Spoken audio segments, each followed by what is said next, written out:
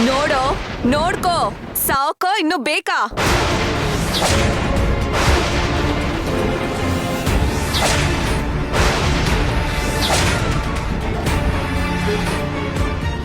ಮೀರಾ, ನಿಜವಾಗ್ಲೂ ನಿನ್ ಕೈ ಸುಡ್ತಾ ಇಲ್ವಾ?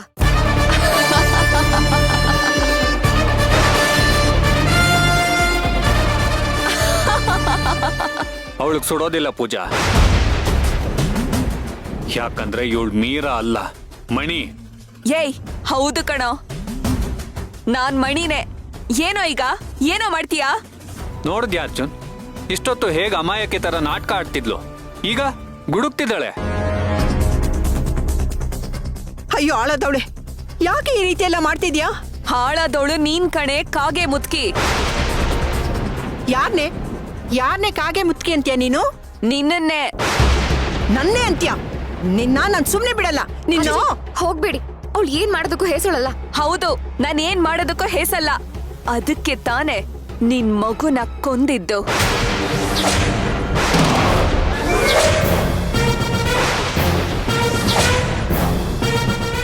ಅಯ್ಯೋ ಪಾಪಿ, ಎಷ್ಟು ಧೈರ್ಯದಿಂದ ಹೇಳ್ತಿದ್ಯಾ?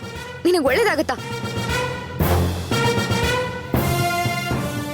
ನೀನ್ ಕಲ್ದಿರೋ ದುರ್ಬುದ್ಧಿಗೆನೆ ಈಗ ಪ್ರೇತ ಜನ್ಮ ಬಂದು ಅಲಿತಾ ಇರೋದು. ಪ್ರೇತ ಜನ್ಮ ತಗೊಂಡಿರೋದು ನಾನ್ ಅಲಿಯ ಕಲ್ಲ ಕಣೆ, ನಿಮ್ಮನ್ನೆಲ್ಲ ಬೀದಿ ಬೀದಿ ಲಲ್ಸೋದಕ್ಕೆ. ಯಾಕೆ ಮನೆ ಮೇಲೆ ನಿಂಗೆ ದ್ವೇಷ? ಏಯ್, ಈ ಮನೆ ಮೇಲ್ ಯಾವ ದ್ವೇಷನೂ ಇಲ್ಲ. ನನಗ್ ದ್ವೇಷ ಇರೋದು ಆ ಸೇವಂತಿ ಮೇಲೆ.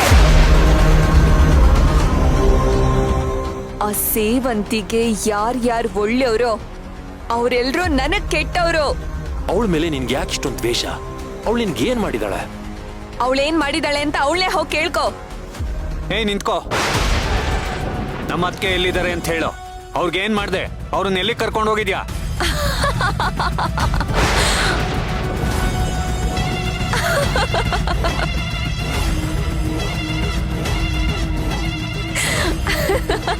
ನೋಡು ಮೀರಾ, ಹೇಳ್ದೆ ಹೋದ್ರೆ ಸರಿ ಇರಲ್ಲ.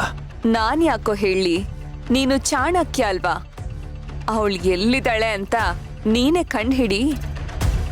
ಅಂದ್ರೆ ಅವಳು ಎಲ್ಲಿದ್ದಾಳೆ ಅಂತ ನಿನ್ಗೆ ಗೊತ್ತಾ? ಗೊತ್ತಾಗಿದ್ದಿದ್ರೆ ಇಷ್ಟೊತ್ತಿಗೆ ಅವಳನ್ನ ಬಲಿ ಕೊಡ್ತಿದ್ದೆ. ಯಾರನ್ನ ಬಲಿ ಕೊಡ್ತೀನಿ ಅಂತ ಹೇಳ್ತಿದ್ಯಾ? ನಾನ್ ನಿನ್ನ ಸುಮ್ನೆ ಬಿಡಲ್ಲ. ಭಾವ, ಕರ್ಣ,